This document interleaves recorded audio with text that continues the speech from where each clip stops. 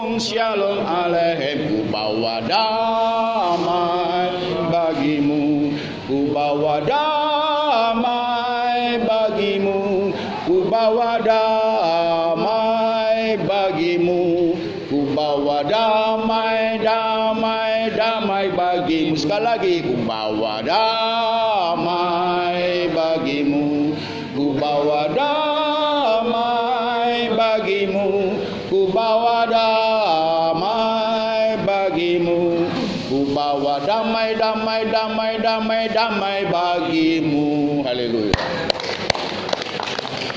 Saya hanya waktu 10 menit.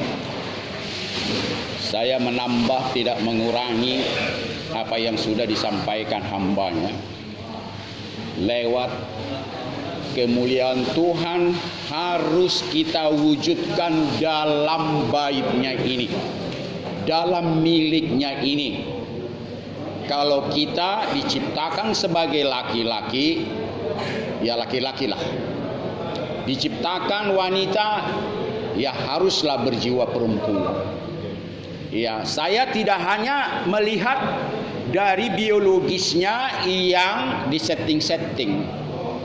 Tadi hambanya saya belum sempat dengar, mungkin tadi sudah disampaikan. Si Maya ya, Lucinta Luna ya. Laki-laki jadi perempuan, perempuan jadi laki-laki, jumpa di pernikahan. Sama-sama mereka tidak tahu transgender itu, ya kan? Lucinta Luna ya, sama yang laki-laki siapa? Yang tadinya perempuan, Robin. Entah siapa, saya lupa itu. Yang pasti setelah mereka menikah, ya ketahuanlah transgender. Luar biasa, ini satu-satunya di dunia yang dimiliki oleh bangsa Indonesia. Luar biasa orang Indonesia. Iya Pak Pendeta. Tadinya nggak tahu yang laki-laki berubah jadi perempuan katanya, yang perempuan berubah jadi laki-laki.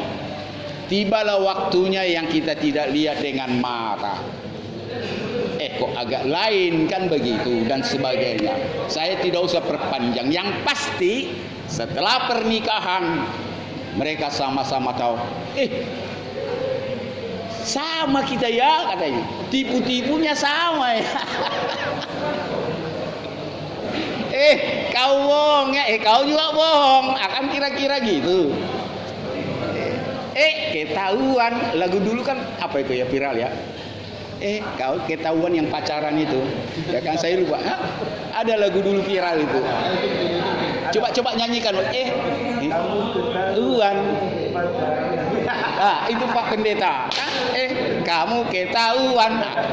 Jadi dalam khotbah ini saya modifikasi penyampaiannya kira-kira seperti itulah 70%. Dan pada akhirnya saya tahu mereka cerai. Saya tahu ya, saya nggak tahu apakah mereka lanjut. Nah, jadi luar biasa yang sudah disampaikan hambanya tadi tentang khotbah. Kalau ada manusia melakukan transgender, saya sendiri jujur aja melihat laki-laki mandi dengan tidak pakai baju begitu, jijik saya. Apalagi tidur berdua, geli rasanya gitu. Itu pribadi saya gitu. Geli artinya ya sama dengan gitu kan, buat apa ya gitu. Ya saya jujur, ya sampai sekarang kalau saya lihat mungkin wanita telanjang, ya wanita saya tahu badannya molek, saya tahu mana yang cantik. Saya tidak usah munafik, ya kan? Tahu saya mana yang jelek, mana yang cantik dan sebagainya. Ya, artinya harus kita pertahankan kemuliaan Tuhan yang sudah diberikan kepada kita lewat lain kelamin, lain jenis. Namun memang saya pernah baca di buku ilmiah, 1000 dari kelahiran bayi ada 2 kelamin Pak, laki-laki dan perempuan. Dan pernah saya lihat memang betul bayi 2 kelamin. Itu di luar daripada kesanggupan kita lah mengartikan itu. ya kan? Bahkan ada manusia yang kepalanya dua, kan begitu, ya. Bahkan ada manusia yang dempet, laki-laki dan perempuan dan sebagainya. Namun semuanya itu saya percaya biar kemuliaan Tuhan dinyatakan lewat kelahiran semua manusia yang cacat. Ya, kalaupun istilah cacat dikatakan tidak bertangan, tidak berkaki dan sebagainya, kalau saya bilang saya nggak berani mengatakan itu cacat. Saya tidak mau. Apapun yang diciptakan kita, kalau hidung kita nanti pesek ya cacat lah itu. Bapak ini kulitnya hitam, tidak sepertinya orang Cina hitam ya cacat katanya. Tidak harus putih. Nah, yang nantinya putih cacat lah itu kata orang Papua, orang negro hitam. Jadi kita jangan katakan mendahului rancangan Tuhan. Kalau Tuhan sudah memberikan saudara baiknya yang adalah kepunyaan ini, harus saudara syukuri. Itu saja, syukuri. Namun saudara harus pelajari, binatang sendiri tidak seperti manusia yang disebut tadi itu. Udah jelas dia laki-laki tapi berperilaku perempuan. Mau kemana? Ini sebetulnya sensasi. Menurut saya ya, dipaksakan harus demikian agar dia terkenal. Ini menurut saya. Sebetulnya dilahirkan dia tidak harus begitu. Tapi karena orang tertawa, dia tidak ngetop kalau tidak demikian. Sehingga dia cari sensasional dengan gaya dan apa semuanya. Akhirnya terbawa-bawa sampai dia mati. Dan ada lagi di depan kantor saya PDIP, ya, di situ tidak usah saya sebut namanya. Udah tampangnya jelek, ya jelek artinya kan gemuk gembrot, ya. Arti jelek di situ tidak ideal ya. Seorang laki-laki sudah gembrot seperti karung goni. Dia katakan banyak laki-laki yang naksir saya katanya. Cobalah. Dalam hatiku Tuhan, dia seorang laki-laki, banyak laki-laki Pak yang naksir saya dalam hati saya. Naksir di mananya, yang gembrotnya itu kah dan sebagainya, kan begitu, ya kan? Jadi inilah artinya dosa yang menjadi konsumsi daripada orang-orang yang mencari ketenaran. Mulanya iseng, tetapi lama-lama seperti itu. Dia jadilah hamba penyimpangan seksualitas. Termasuk yang disebut pendeta tadi, dia melakukan penyimpangan. Jadi sekarang terpikir sama saya, waktu saya sebagai pengacara dari menceraikan orang.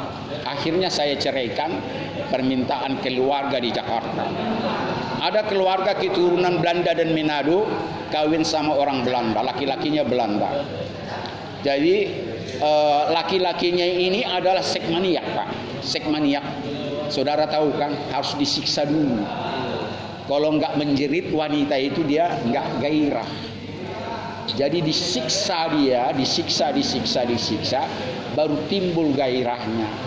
Dari pertama berhubungan badan tidak menerima si perempuan, tetapi karena orang tuanya orang penatua gereja, dia mempertahankan pernikahan dengan keadaan terpaksa. Lama-lama ketahuan sama orang tuanya. Kenapa badanmu ini banyak seperti cambukan katanya, pukulan. Oh saya jatuh mami katanya. Bolak-balik masalah itu dipertanyakan, akhirnya curiga. Kok bertambah kan begitu bolak-balik jatuh. Rupanya tidak bisa disembunyikan lagi, dikasih tahu lah. Suami saya yang lakukan ini. Tapi mulanya saya menolak. Tapi akhirnya saya suka, mak katanya gitu. Akhirnya dia suka, disiksa sama suaminya ini, dan suaminya pun disiksa sama istrinya. Penyakit itu timbul karena diperhambakan oleh dosa yang menyimpang itu. Jadi itulah makanya kalau kita disebut hamba Tuhan, kita adalah hamba firman. Karena Tuhan itu firman. Jadi banyak orang mengartikan jangan sebut lagi hamba Tuhan, karena kalau hamba tidak mengenal tuannya. Ya, saya Katakan saya hamba Tuhan, saya kenal dia bukan karena saya hambanya, budaknya Tuhan, tidak. Pelaku firman-Nya. Saya berharga di mata Tuhan. Jadi saudara tadi sudah disinggung sangat berharga di mata Tuhan. Saudara bakal hamba-hamba Tuhan. Amin. Yang dipermuliakan. Kalau dipermuliakan saudara, lakukanlah, jangan sampai ada seks menyimpang. Jangan sampai ada. Baru saya ingat dulu ada di sini terpenjara juga bencok. Terus disebut namanya, dia bangga. Lagi ibadah begini, itu katanya dia bangga, malah ketawa-ketawa dia begitu. Nah, jadi inilah saya katakan, dia sudah mendarah daging, sudah menjadi budaknya atau hambanya dosa perilaku menyimpang. Ya, tanpa disadari, seperti kesaksian tadi, ada artis Batak dulunya dia normal sama sekali, kok sudah tua menjadi berubah, ya. Gairah seksnya menjadi gairah wanita begitu sampai akhir matinya. Itu pun dulu saya dengar itu. Saya tanpa menyebut namanya, ya itulah kalau saudara coba-coba menjadi hamba dosa. Hamba dosa apapun itu jangan coba-coba. Ya. Maka itu dari sejak dini kalau saya memberi pengajaran sama panti asuhan anak-anak, jangan coba-coba merokok. Mulai dari merokok. Kalau coba-coba merokok dan coba-coba merayu laki-laki dengan laki-laki, jangan coba-coba. Jangan coba berperilaku laki-laki perempuan. Ya, galaknya dan kasarnya dan lompat sini lompat sana. Kalau orang jauh nggak bisa perempuan itu lompat-lompat. Tetap duduknya begini. Dari TK selalu duduknya feminim. Pakaiannya juga feminim. Tapi saya tidak tahu berubah. Semua perempuan sekarang rata-rata sudah pakai you can see. Kalau saya tahu dulu putri-putri Jawa tertutup semuanya ini. Tertutup. Kalaupun dia pakai apa, seperti ibunya apa itu, ditutup badannya diikat, itu sudah dimulai dari kecil. Cara duduknya sudah diajari. Tidak seperti ini. Yang saya tahu dulu diajarkan duduknya begini dulu anak-anak. Selalu begini. Kalau duduk di bawah. Namun sekarang sudah kita lihat lah, makan pun kakinya sudah begini. Makan. Nah, jadi itulah, jangan coba-coba untuk melakukan perbuatan keji di mata Tuhan sekalipun saudara iseng. Dari iseng-iseng, sama sekarang saya dengar berita itu rokok yang ditabur dengan apa itu? Dengan cairan, sekarang sudah dicampur narkoba itu airnya.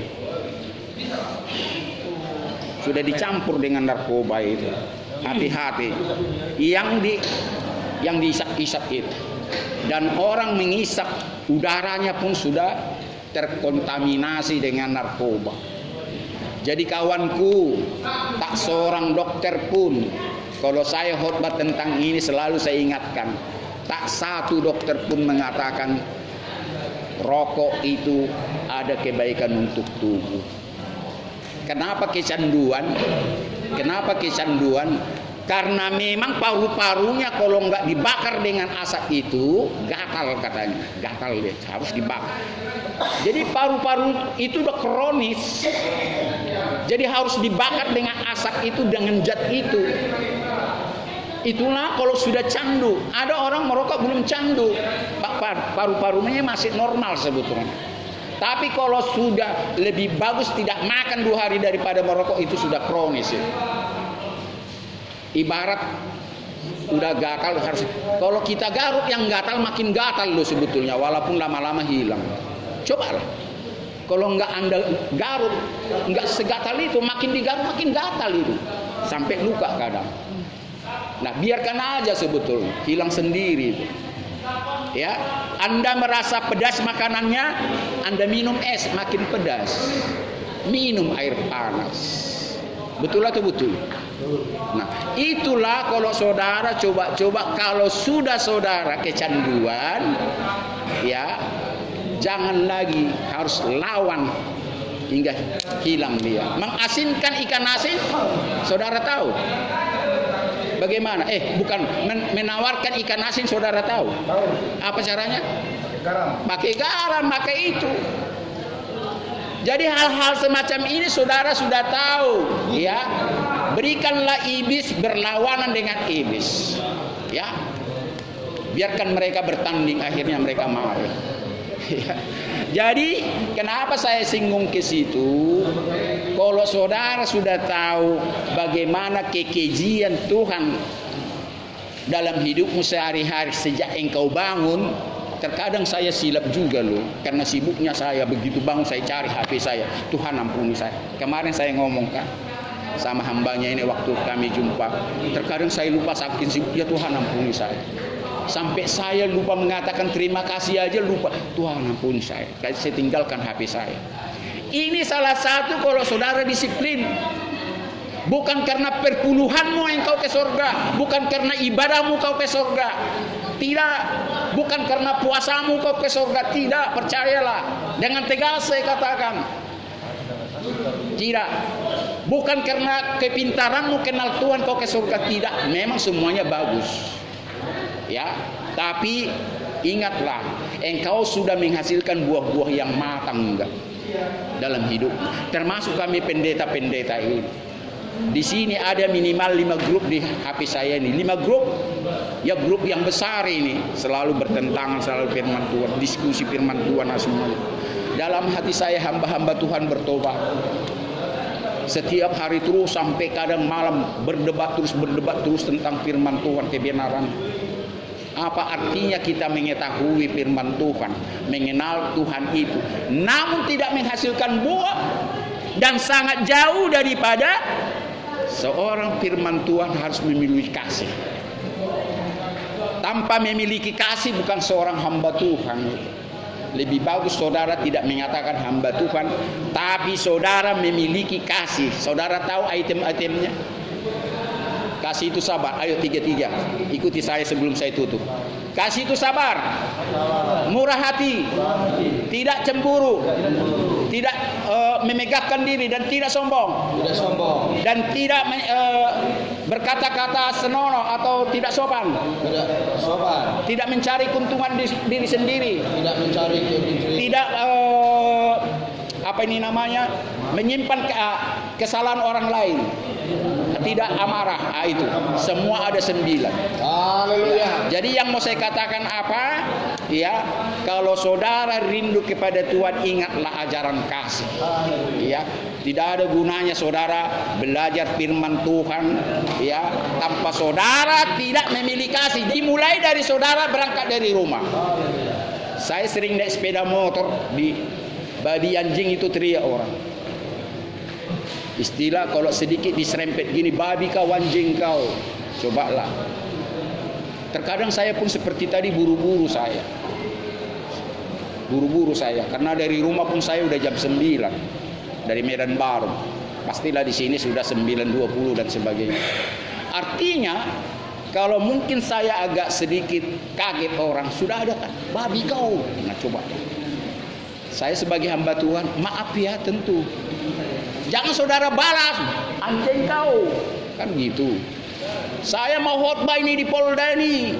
Saya bagian dari Polda. Enggak mungkin saya katakan itu. Ada kartu saya ini. Enggak lah. Maaf bu, maaf pak, gitu. Harus begitu orang yang betul-betul yang dikatakan hamba Tuhan, pelaku firman. Jadi dimulai dari hal yang kecil. Saya perhatikan seperti tadi, mungkin ada yang terganggu dengan saya begini-begini. Tapi tadi nggak saya dengar, tapi beberapa kali pernah, babi kau. Ampuni dia Tuhan. Jadi itulah dari saya. Kalau saudara mau dekat kepada Tuhan dan betul-betul menjadi pelaku firman atau hamba Tuhan, mulailah ingat 9 item kasih itu. Karena salah satu saudara tidak memiliki itu, Anda gampang marah, Anda gampang menilai-nilai orang. Saudara belum sempurna. Milikilah kasih yang sempurna seperti yang dimiliki Yesus. Inilah tanda saudara beragama. Inilah tanda saudara bertuhan yang hidup. Karena kasih menutupi segala sesuatu. Apapun saudara memberikan hartamu, saudara bagikan. Bahkan tubuhmu rela dibakar. Tapi kalau saudara tidak memiliki kasih yang sesungguhnya, tidak ada faedahnya itu bagimu. Tetap engkau ke neraka. Ya, Oke. sekali lagi, kasih menutupi segala sesuatu. Amin. Amin. Puji Tuhan ya.